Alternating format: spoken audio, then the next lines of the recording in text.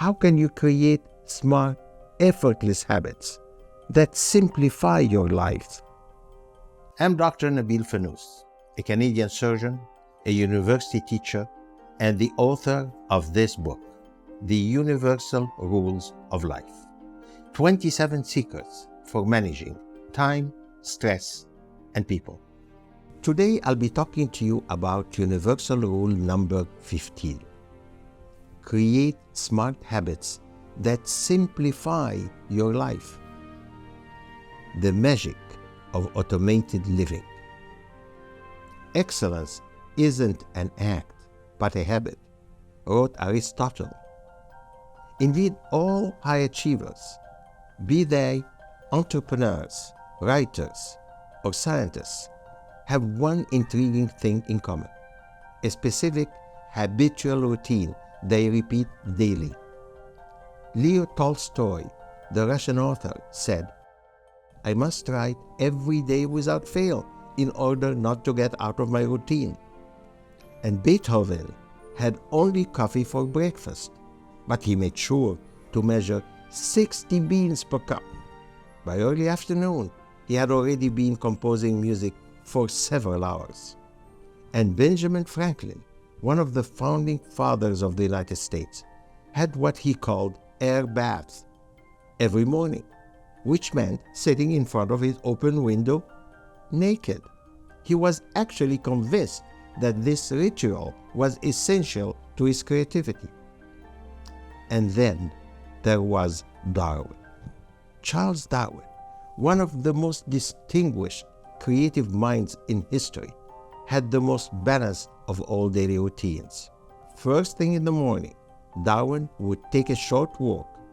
Then at 8 a.m., he began 90 minutes of work in his study. Afterward, another break was due. Lying on the sofa, he would listen to his wife Emma read family letters aloud.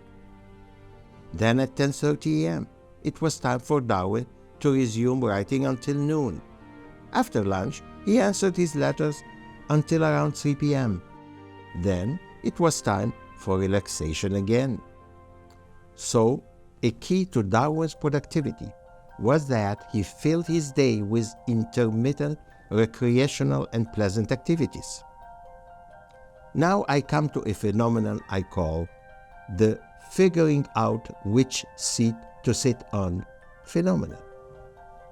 One of my duties as a university professor is to attend a weekly scientific gathering called Grand Rounds, in which teachers and surgical residents meet to exchange views on challenging cases. At one of these Grand Rounds, as I headed toward my usual seat, I realized that every one of the 40 attendees was likewise sitting exactly where he or she always does, despite the abundance of empty seats throughout the auditorium. Obviously, we all share this predisposition to sit in a familiar place. That same phenomenon crops up elsewhere in our lives. We choose time after time the same parking spot at a shopping center, the same place at the dinner table, the same side of the bed. We are creatures of habit. But what are habits really? Habits are repeatable automatic actions that are attractive to us. But why is that? The answer is surprising. Habits allow us to do things without thinking.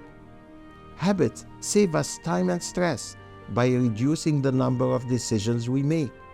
In other words, habits save us the mental effort of thinking and making decisions. This fact is welcome news to our brain.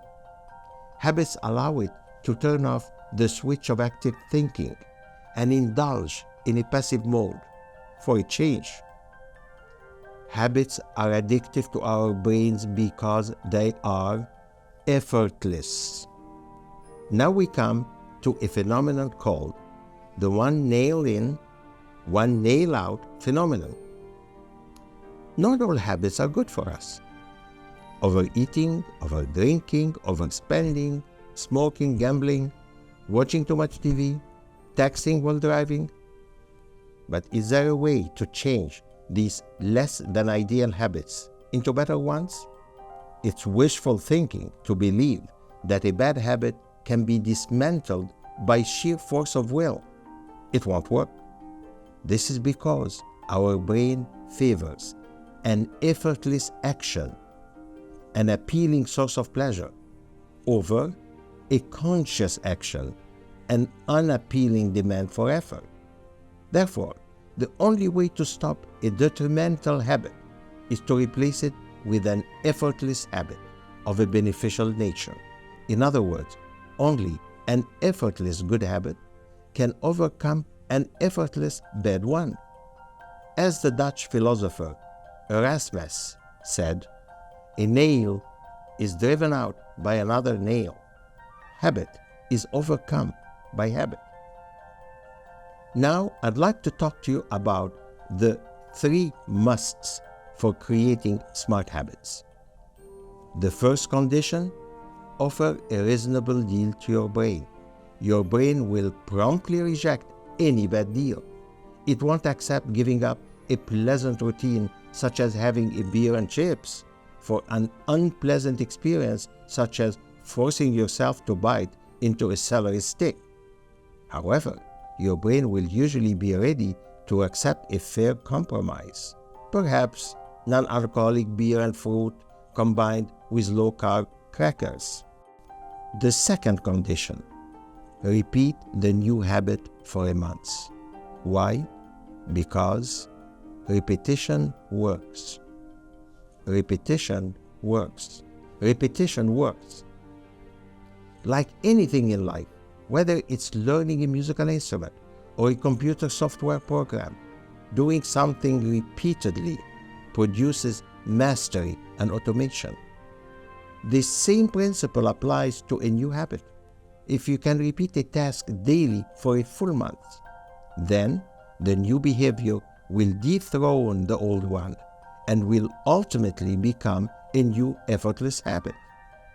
In other words, the mechanism here is repetition, but the goal is automation. Now we come to the third condition: get a body system. Involve another person with your habit. In other words, your body gets into the habit of being part of your habit. This will make it easier for you to maintain your new habit. Now I have a true story for you titled The Stumbling Sutures. Facelifts are one of the most popular surgeries I perform. Soon after I established my clinic, I performed a traditional facelift technique on Karen, the 50-year-old wife of a Canadian real estate mogul. The recovery was eventful. Her husband, Patrick, told me he was pleased with Karen's facelift and was considering one for himself. However, there was just one problem. He wasn't ready for the type of facelift his wife had. He was looking for a less invasive procedure, but one that still gave a worthwhile result. I had always considered minimally invasive surgery one of my goals, so I was intrigued. I had been presented with an exciting challenge. A few months later, after extensive reflection, I came up with an innovative solution. My idea was to pull facial muscles more efficiently using precise stitches in order to compensate for the more limited surgery. I started applying this theory to my facelift technique, calling it the Optimum Mobility Facelift. However, these stitches had an unexpected disadvantage for the surgeon. They were technically very difficult to perform. Then I had an idea. I decided to turn each suture application into a habit, an automatic routine, by practicing it repeatedly. Using a foam block, I practiced each stitch in sequence, repeating it hundreds of times. By the end of the month, I had practiced more than 4,000 stitches. What used to be a complicated tactical exercise had become a no-brainer, a habit. And 2 years after, I performed my new facelift approach on Patrick, and the result was very satisfactory to him. Now, it's time to act. Please stop what you're doing now and just take 2 minutes to make a list of just 3 habits you would like to change. It could include things as basic as arriving late to work, or misplacing your cell phone, or not getting enough sleep, or it could include more serious behaviors that are bad for your health, such as addiction. In any case, you need to introduce smart habits to replace the old ones. And if a smart habit doesn't last, it means you need to review and implement the 3 crucial conditions. Eventually, you will succeed in eliminating harmful routines and completing daunting tasks without having to think about them. And by then, you would have mastered the art of automated living. Now, let me summarize universal rule number 15 in a pearl shell. Create smart habits that simplify your life. The magic of automated living. We are creatures of habit.